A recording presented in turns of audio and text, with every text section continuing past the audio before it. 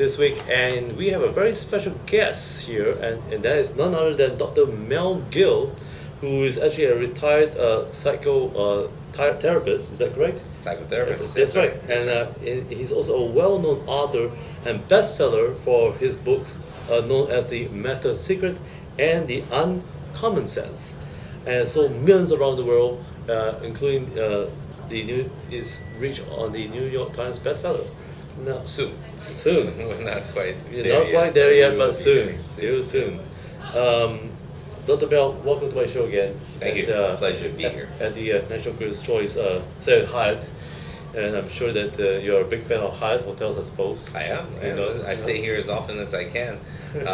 One of the few places where you don't have to be a resident in the hotel to enjoy all the facilities and everything that it's got. You know, literally first class dining. Amazing. Yes. Now, first of all, Yes. many have asked, what does it take to understand the secret, of how a human brain functions, and how we're able to overcome, our dysfunctional characteristics in us. I know that at one time you were talking about that in some of the seminars. That all of us, or one way or another, we have some dysfunctional characteristics. It could be our behavior and the way we reflect. Okay, well, maybe I should qualify that so that it makes okay. a little bit more sense. Okay. What I was suggesting and what most psychotherapists around the planet is suggesting is that there is a likelihood that more than 95% of the population of this planet may suffer from one form of mental illness or another, undiagnosed as it is. And now, it doesn't mean that all of them belong in a mental hospital. It just means that there are degrees of mental illness that has not been looked at. Degrees of OCD, for instance, obsessive compulsive behavior. Like, say, for instance, if somebody pours some sugar into a cup, and now because they were told as children, you gotta stir it twice, but you only do it clockwise. If you do it anti-clockwise, well, it's not gonna be good for you. And so as adults, that kind of behavior still sticks. Or paranoia, for instance. Say, for instance, we're having a conversation, somebody barges in through the door, obviously we're distracted, and so we turn and we stop talking and turn and look at the person, and now they have a thought going through their head that we're talking about them. This is mild paranoia, it happens all the time. But then as soon as the person walks back out, we continue talking, and now he's convinced we are talking about him because he hears us continue talking, and so he or she plans revenge. Now that's mental hospital material, and so therefore he needs help or she needs help. So all of this comes under the general class of mental illnesses called schizophrenia. Now, schizophrenia is not as bad as the movies make it out to be. Schizophrenia is, in this loosest definition, is the inability to tell what is real from what is imagined, what is fantasy from what is reality. Most times, people, when they have very harsh realities that they are experiencing, a loss of a job, a loss of a marriage, a loss of a person that they love so much, or money, or whatever the case might be, and they're not experiencing the full measure of what they know their potential should be. Well, they feel locked in, they feel like they're in a rut somehow, so they want to escape. And where's the escape that most people go to? They go to movies, and they watch a mild fantasy for at least 2.5 hours. They'll be lost in this fantasy, and then of course they come back to reality. That's the key here. Come back to reality. Some people don't even come back. And so it begins to be a bit tough. Now, then again, I'm a motivational speaker. So, and motivational psychology is what we use, to enhance the productivity of a company, the bottom line of a company, or the individual. And we help, I help as many people as possible, probably in the millions now, around the planet, and with my own radio show a long time ago. And in helping as many people as possible, we begin to discover that motivational psychologists like me were giving people this thing called hope. I don't know if you realize that my publishing company. I've written about 164 books so far, and they're all starting to come up. Only 4 have been published because I haven't had the time. And so now I'm bringing the rest out slowly, bit by bit. But my publishing company is doing this. It's called Pandora Publishing. And now the reason I named it Pandora is because of the legend of Pandora's box. This young lady was told, whatever you do, do not open this box and don't look inside. But of course, when you tell little children or anybody who's curious, not to do something, that's the first thing they do. And so she opened the box, and all the ills of the world, all the diseases, all the pain, all the suffering escaped and started, spreading all over the world. But the last thing that came out of Pandora's box, and most people don't know it, the last thing that came out of Pandora's box was this thing called hope. Huh. And so I wanted to provide that hope for people. That there is a way to take all of this stuff and just shove it back in the box and rearrange your thinking, rearrange your feelings, and make it so that life becomes less of a struggle and more of a joy, the way it was meant to be. Now, you spoke about this lady who told you about the Pandora box, The lady? No, it's a Greek legend. Oh, it's a Greek legend. I'm sorry. Yes, okay. that's right. Now, did you get the idea of the Pandora box? It's not my idea. It's a Greek legend, just like the. But how were you inspired to use the word the term? I read. Oh, So I'm okay. aware. Self-awareness. The more you read, the more you become aware of legends that exist. Oh, okay. And I obviously paid attention in class, which some of us in this room did not. Okay. Now, you mentioned about mental illness, and you mentioned that each of us as humans Yes. has a certain degree of mental illness. Yeah. And now, how can we discover that we all have that one way or another we have some form of mental illness or mental block, that you described? Okay. Like I said, there's a lot of things that people exhibit, behavioral characteristics that if diagnosed would put you into one of these categories that psychologists, psychiatrists, and psychotherapists use in a big volume in a book called DSM-4. DSM-4 stands for Diagnostic and Statistical Manual 4, version 4 obviously, and version 5 is coming out, and if it's not already out.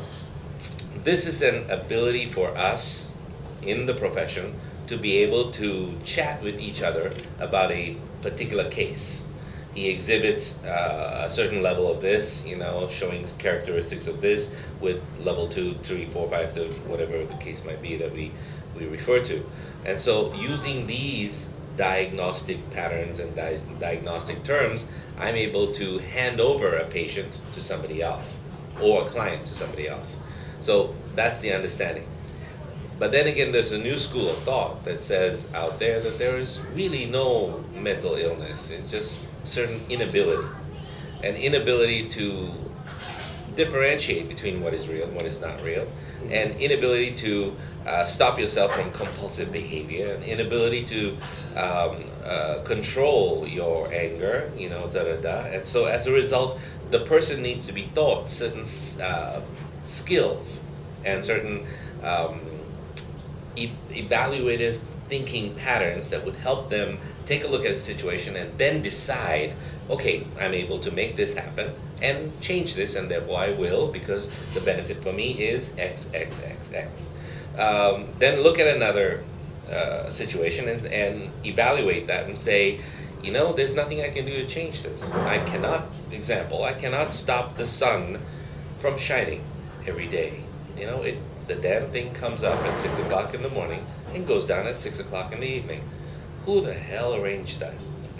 and to go mentally ill would be trying to change it. I gotta change this pattern. You can't. Certain things you just can't change. And when you can accept it, then you're all right. I mean, I'm exaggerating, Right. of course. But some things I can change. The heat of the sun beating down on me, I don't have to be there to take it. I can use this wonderful invention called an umbrella, or a home, or a roof, or a shelter of some kind, and so therefore I'm not directly affected by the rising and the falling of all that. So using that as a metaphor, all of life is such. Some things you cannot control, some people you cannot change, some situations just cannot happen the way you want it to happen. You have to learn to deal with it. You have to learn coping mechanisms. You have to find ways to make it so that you are able to live a quote unquote, and I use the term loosely, normal life. Huh. Now, how do you define people who have some form of illness, and how can they overcome these illnesses? How can they recognize that they have an illness? What does I wrote a book called Uncommon Sense. Oh, yes, that's right. And that book is about 79 chapters or so and 400 odd pages. It was an ambitious work, and the whole idea was to be able to make available to the layperson some test, some measures, uh, some inventories that they could take for their behavioral characteristics and so on and so forth. So they'll be able to distinguish whether they were a little bit off center mentally or not. So and I think the local term for it is OTC, Ota dot center. Your brain is not centered. So I use that term loosely because again, centering involves what? It doesn't mean I want to make you like me, so that we're exactly the same. That's not the whole idea. Everybody's unique in their own special way. Everybody's different. It's like a DNA thumbprint. But the whole idea is so that when I get you centered, that means everything you say, everything you do, everything you think, and all your actions are aligned. They're in alignment. The technical term is you're congruent. Your whole being is congruent. You are doing a job right now that you love to do, I assume. Yes, of course. It's a safe assumption. And because you love doing it, you will be talking to a lot of people about this job, and you'll be researching it, and you'll be reading more about it. You'll be the best one in the field to know everything about this job that you do. In fact, you'll be the best damn interviewer that the world has ever seen, aren't you? Yeah, yes, I think I like to believe that. Yes, yeah, there you go. Not just like to believe that. You soon, from a position of belief, and you tell yourself, not just tell yourself, I'm a great speaker, I'm a great interviewer, I'm a great host, I'm a great, like a mantra. No, you got to acquire the skills. Go out there and watch the best and see what they do, and then model their behavior. If it agrees with you, if it's in alignment with your personality, then your entire personality, your entire behavioral characteristics, your words, everything are complete alignment. Oh my God, look at this person. I bet you're the best TV host on the planet, aren't you? And then people just know. Now, amazing as it is, what actually, caused you to discover such theories, in the area of the uncommon sense, I did not discover them. They were there for thousands of years, since Aristotle, since Socrates. All of psychology began as philosophy. Really? In the old days, the whole object of philosophy was to discover the origin of thinking, of the mind, the psyche, as we call it. And so led to the study of the mind, psychology, study of mind. And so this is what we're doing right now as psychologists, psychotherapists, psychiatrists. Our job is basically to understand the thinking of the person in front of us. Some people go into depth in understanding how your neurology functions, so how your nerves are defined and how your brain, both your brains, your left brain and right brain, are communicating with each other, and how all three levels of your brain, we have three separate brains, yes, starting from lizard brain all the way up to your prefrontal cortex, our presumed ability to think, and how these function, because this is what we're interested in. And now if I can figure out that you are that maybe you may not have all the answers in life. That's not the idea of being centered. We're discovering new answers all the time. It's just that your thinking about them is, what's the word I'm looking for? Your thinking about them is congruent with your family, your life, your beliefs, your virtues, whatever your virtue is, whatever your moral stance is. Just now you talked about this certain people recognizing that you had moral courage. See, what to you is moral may not be moral to me, and may not be moral to somebody else, so on and so forth. Like, for us, it's completely moral to take a creature that we're interested in eating and killing it and separating it from its family and then killing it and roasting it. And then they even ask us in this restaurant, I think, you want it medium rare, or how would you like to see this cooked? As opposed to a vegetarian sitting opposite you right now and saying, you're going to do what? You're going to kill what? For what? Da, da, da. Do you realize? And then you hear the lectures and da, da, da. So again, congruency is everything. And speaking of congruency, Yes. the brain itself, how does our brain really function?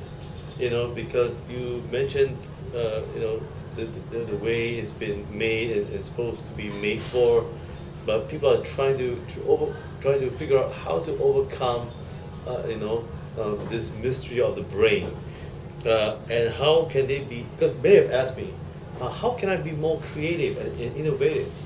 Because I don't seem to be able to think anymore, or something like that, or they are totally lost, or maybe because they are dysfunctional in one way or another, or they are mentally sick, in one way or another. Ooh, I did not say that. Yeah. I did not say mentally sick. Yeah, well, not mentally sick, but but to some degree, Yes, to some degree. So how does one able to be able to use your brain to in the area of being creative and innovative? There were 8 questions in that one question. Just so that you know, thank you for putting them all together. I really appreciate that. So, and of course, I hope it's not challenging. no, That's, no, it's not. Ladies and gentlemen, this is Dr. Mel Gill. Please don't forget to get hold of his books and The Meta Secret, and as well as The Uncommon Sense. And of course, we're going to talk about his new book that's coming up. And back to your 8 questions. Yes, in a single line. Let me start with the first implicit question that you asked. Didn't realize you did. Is there a way for people to come back to their real self? I mean, the question then becomes, when were you ever real? When were you ever happy?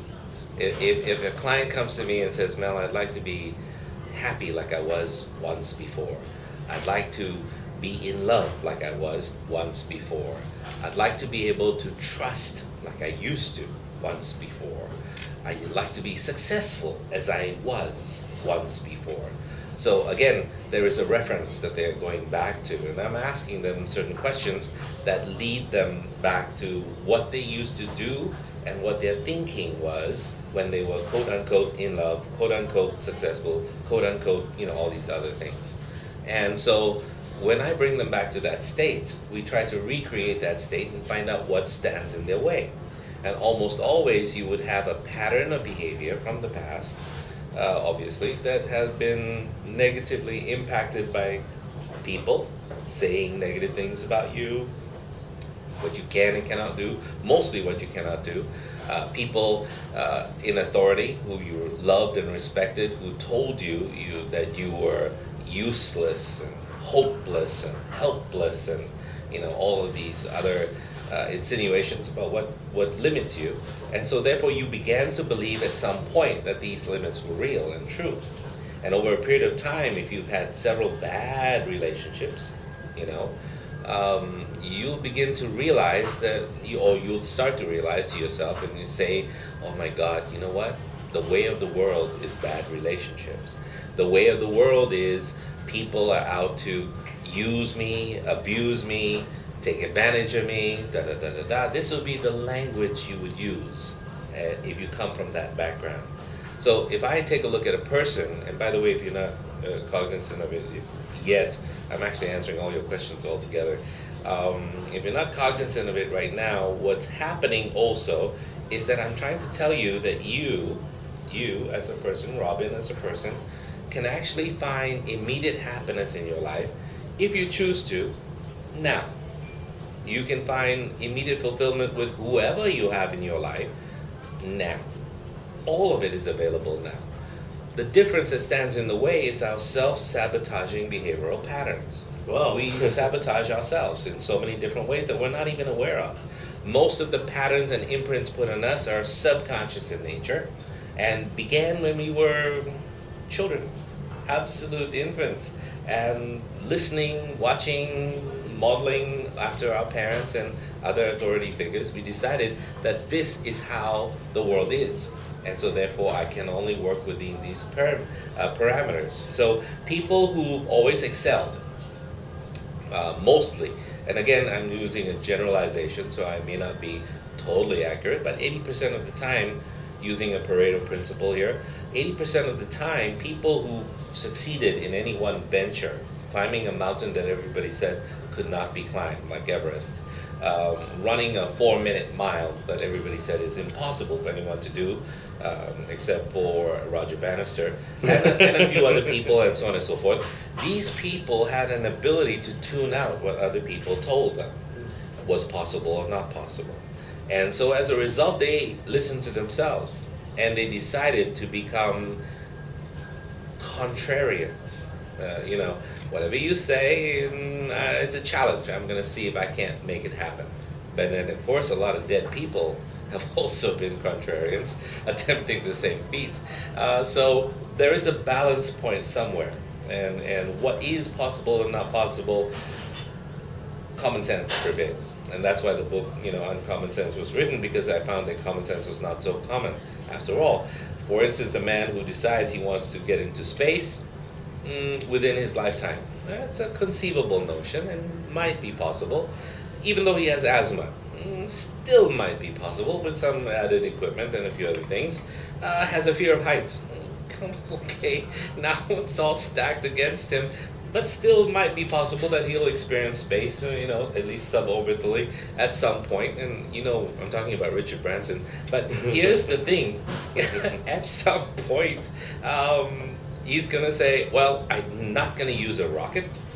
I just want to jump up and down until I reach space. Okay, now, excuse me. I think you and I need to sit down and have a cup of coffee. Some things I need to tell you about how the world worked, especially this wonderful little phenomenon called gravity, and so on and so forth.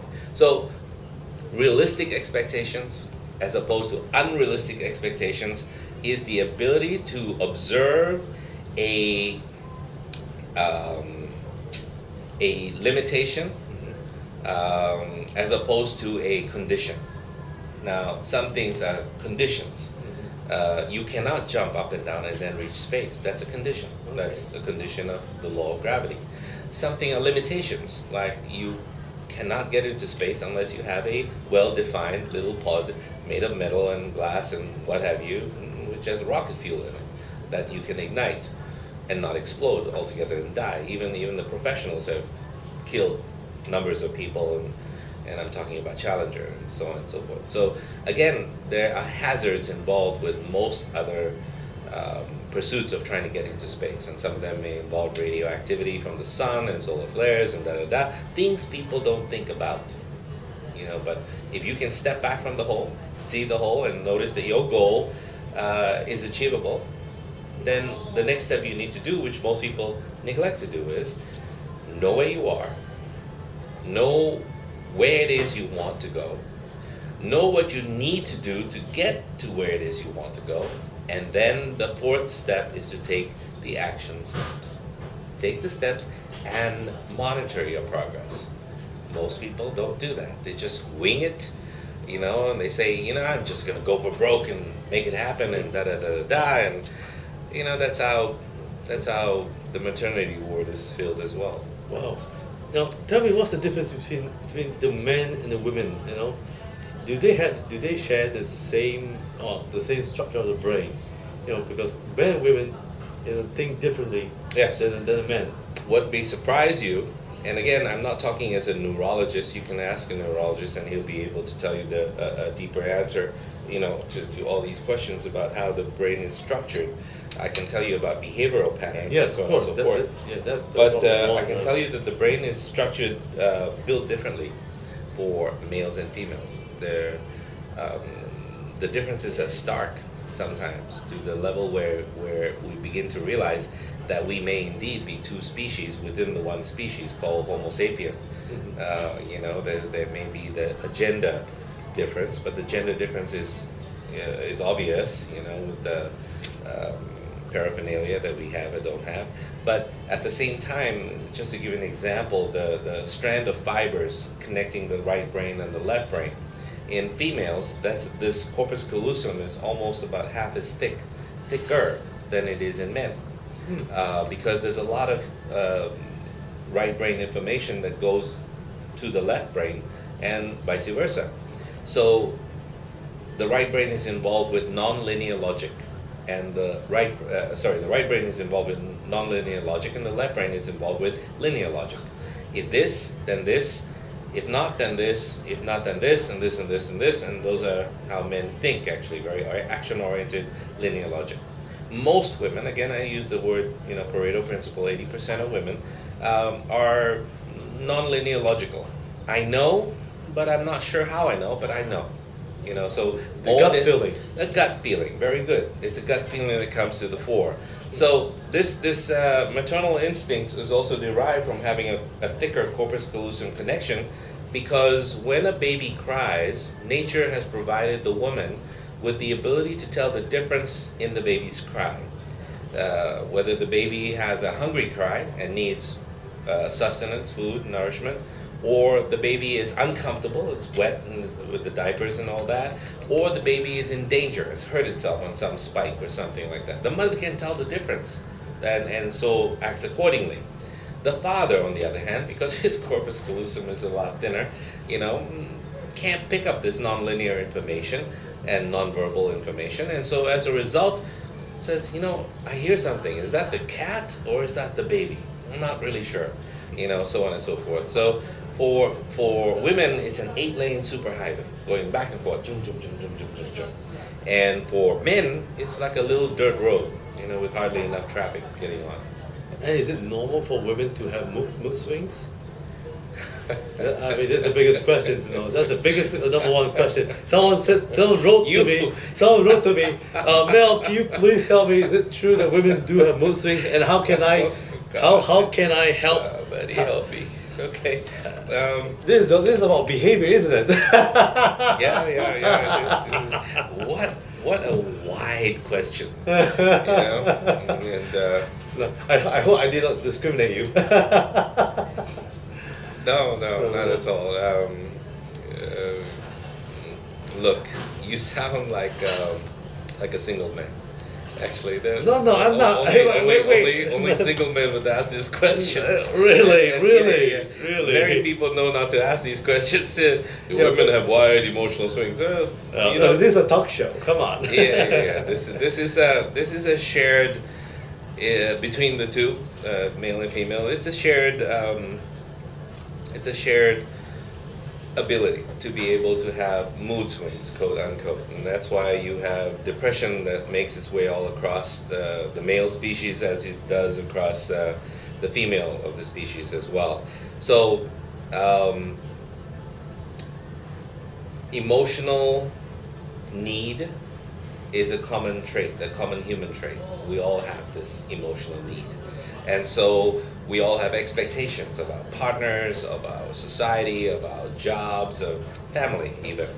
And so as a result, some people who have their expectations unmet and unfulfilled desires tend to experience these mood swings as well. You know, it happens all the time. It's part of the thing, you know, the joy of being human, that you go through moods and so on and so forth. Now, the frequency of the swings, the length of the swing. Some people are in deep, mood swings a lot longer than other people, and then we have, of course, DSM-4 coming to the rescue and telling us that you have manic depressive behavior patterns. You have bipolar disease, and so on and so forth. And I, as you probably have guessed by now, try to not look at people as disease and not disease, or with ability or not ability. Ability and not ability is what I look at. Your ability to be able to handle your mind or your brain going into a particular mood swing, and what do you want to see different. And if you want to see something a little bit differently, then you have to act differently, or you got to think differently, or you got to talk differently. Something has to change. In various forms of behavior modification techniques, like a popular one being NLP. For instance, there's a wonderful saying that's almost poster-like that says, if you always do what you've always done, you will always get what you've always got. Now, that makes a lot of sense. I mean, that is common sense. So what do you change then? You have to change your thinking about it. So this is what psychologists do, psychiatrists do, and people like me, psychotherapists do. We use something called cognitive behavioral therapy. Your ability to pay attention to your thinking. We pay attention to our words. We pay attention to our behavior. But we don't pay a lot of attention to our thinking. Like, how are you thinking right now? What are you thinking right now? Or are you thinking right now? Some people don't think, they react. And people think they know how to think, but you know what? This is one of the subjects they never taught you in school, how to think. So I decided to write a book about this, and it'll take me another 3 months to finish it with all the movie projects I'm involved in and all this. But Amazing. yeah, I decided to write this book. Now, as I finished the first one, or finishing the first one now, I realized that I needed to go a little bit more advanced. So I wrote Advanced Critical Thinking Skills, which is soon to be out there, but it's going to teach people how to really evaluate a situation. Now, this will be useful for business, it'll be useful for people who are in the helping professions like I am, to be able to discern if this avenue is the right way to go, or that methodology is the right one to use, or this particular strategy is the right one